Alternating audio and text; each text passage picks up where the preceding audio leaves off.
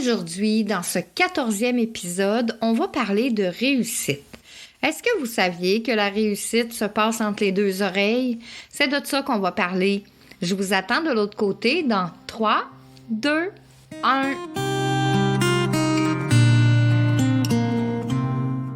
Au temps méridien, ça c'est le nom que tu dois retenir. C'est là que je vais t'inviter à prendre une place bien au chaud à mes côtés. Le temps d'une petite pause, juste pour toi. Et prends le temps, prends un bon respire. Nous sommes là, ensemble, où le temps s'arrête quelques minutes. Je te ferai découvrir comment je fais pour réussir quand on est sur une voie royale de l'alchimie. Au temps méridien, c'est là où le temps est en suspension.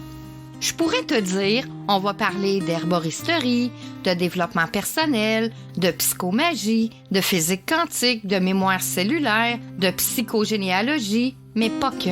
Je pourrais te dire que j'ai des diplômes en bioénergie, en art, en kinésiologie, en massothérapie, puis plein d'autres.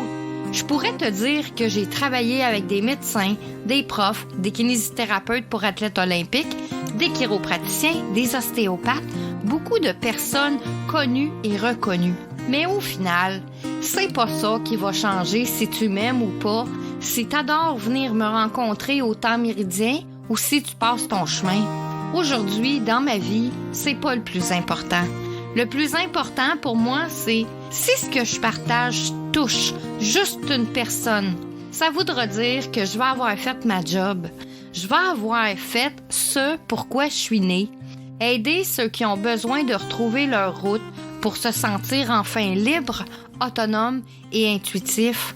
Pour que tu puisses toi aussi dire « Je suis l'artisan de ma vie, le druide de mon âme ». Viens avec moi, je vais te tenir la main et te dire comment j'ai fait pour être libre, autonome et intuitive.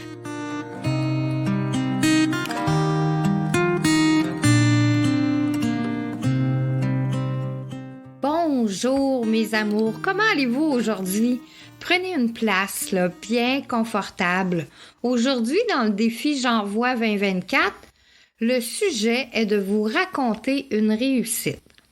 Mais j'ai décidé d'aller un peu plus loin dans ce sujet parce que n'importe qui peut parler de réussite, mais la réelle réussite se passe dans la façon de percevoir nos vies, notre route, nos épreuves, nos bons ou nos mauvais coups. La réussite est un état d'esprit. Ça correspond à un sentiment de satisfaction de soi. Et pourquoi je vous dis ça, c'est que ça se passe entre les deux oreilles. C'est que dans le réel de notre vie, vous avez sûrement vécu déjà des situations similaires.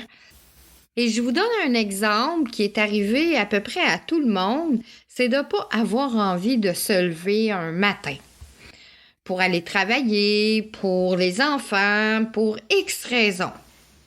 Cet exemple, ça nous est tous arrivé. Puis il y a deux réactions possibles à celui qui se lève pareil. C'est-à-dire, soit il se dit « c'est bon, j'ai une journée à faire, je me lève » sans jamais même se poser la question et de voir qu'ils viennent de faire un pas de plus vers sa propre réussite.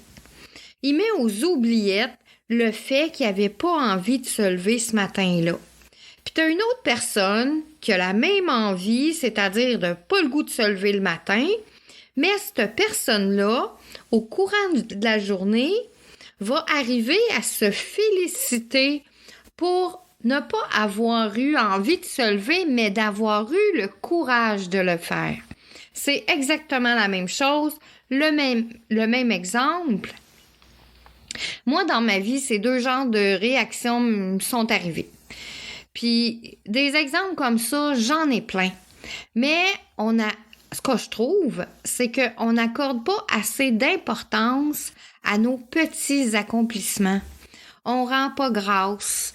Puis, de par le fait même, on n'a pas de cahier de gratitude. Puis là, je parle pas de pensée positive. Je vous parle d'une attitude positive. Il y a une différence entre les deux. Puis, ça me donne envie de vous raconter une histoire. qui est vraie. C'est une de mes histoires à moi. C'est en 2017, je suis en France. Il n'y a rien qui fonctionne de ce que j'essaie. Mon couple, ma vie professionnelle, tout part en vrille. Puis j'en viens jusqu'à avoir l'envie de mourir. Puis tellement là que je suis comme au bout du rouleau. J'essaye plein de choses, ça fonctionne pas. Je mets en place, ça fonctionne pas. Puis un jour, je vois sur mon profil Facebook une de mes tantes qui fait un défi 100 000. C'est de faire 1 000 par jour pendant 100 jours consécutifs. Puis comme j'ai la tête dans la brume, que je sors pas de chez moi, je pense que vous comprenez un peu dans l'état dans lequel je me trouve, ben je me dis que ce serait juste bon pour moi de remettre mon corps en marche. Oh my God, vous auriez dû me voir. Je me suis inscrit au défi. 1 000, ça équivaut à 1,6 km. Donc, je devais sortir dehors pour aller faire mon 1,6 km de marche par jour. Donc, c'était du 1er décembre, puis je pense que ça donnait jusqu'environ au 10 mars. Puis, pendant les 2 premières semaines, je sortais de chez moi, je marchais juste quelques mètres, puis je revenais dans le stationnement chez moi. Et là, je faisais plusieurs fois le tour du parking pour arriver à faire mon 1,6 km. J'étais incapable d'aller marcher puis de revenir et que ça donne 1,6 km. Je m'organisais pour que mon 1,6 km me donne ce kilométrage-là en arrivant à la porte chez moi. Mais tout ça, c'était dans mon stationnement, là. J'allais au coin de la rue, puis c'est tout, je revenais. Mais j'étais pas capable. Ça a pris 2 semaines pour que je puisse aller marcher. Puis faire mon 1,6 km en dehors de mon stationnement. Après, tout doucement, je marchais le 0,8 km pour aller, le 0,8 km pour revenir. Puis au bout de 3 semaines, ben je me suis mis à regarder le paysage. Je me suis mis à faire un peu plus de marche, sans regarder mon téléphone qui calculait les kilomètres. Au bout de 75 jours, puis ça c'est assez magique, je me suis mis à courir. C'est au 75e jour que j'ai commencé la course à pied. Pour la première fois de ma vie, j'avais jamais couru. J'ai toujours fait beaucoup de sport, mais j'avais jamais compris pourquoi les gens ils courent juste pour courir. Dans le fond, pour le plaisir, mais ça, je l'avais pas compris.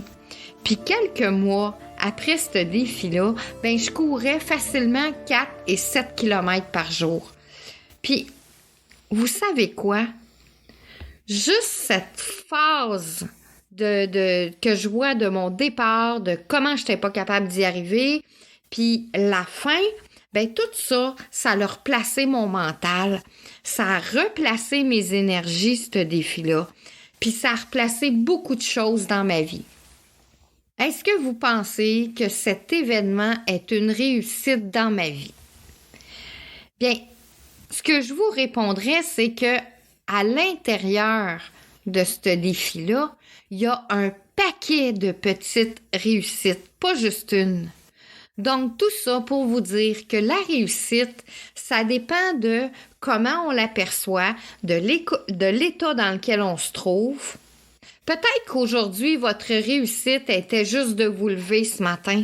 Peut-être que quelqu'un d'autre, c'est d'avoir fait une journée de travail au complet avec des collègues qui sont dans un environnement toxique. Puis peut-être que c'est d'avoir signé un gros contrat. Tout dépend de où vous en êtes dans votre vie. Mais une seule suggestion que je pourrais vous faire, c'est apprenez à tenir un cahier de gratitude. Il va vous servir justement quand vous aurez de la difficulté à trouver vos réussites dans vos journées. Quand vous allez repenser à ces moments de gratitude, ça va vous aider à trouver la réussite de votre journée quand ça va moins bien, même si elles sont petites. Il n'y a pas de grandes ou de petites réussites. il n'y a que des réussites et la façon dont ça se passe entre nos deux oreilles. C'est ce qui termine l'épisode d'aujourd'hui. Demain, dans le défi J'envoie 2024, le sujet c'est « Comment j'ai fait la différence dans la vie de quelqu'un? » Je suis Marie-Léa, une alchimiste heureuse parce que je suis l'artisane de ma vie, le druide de mon âme. Viens avec moi, je vais te tenir la main et te dire comment j'ai fait pour que tu puisses toi aussi dire « Je suis l'artisan de ma vie, le druide de mon âme ». Bonne journée à tous et chacun, je vous embrasse et je vous dis à demain pour le défi J'envoie 2024.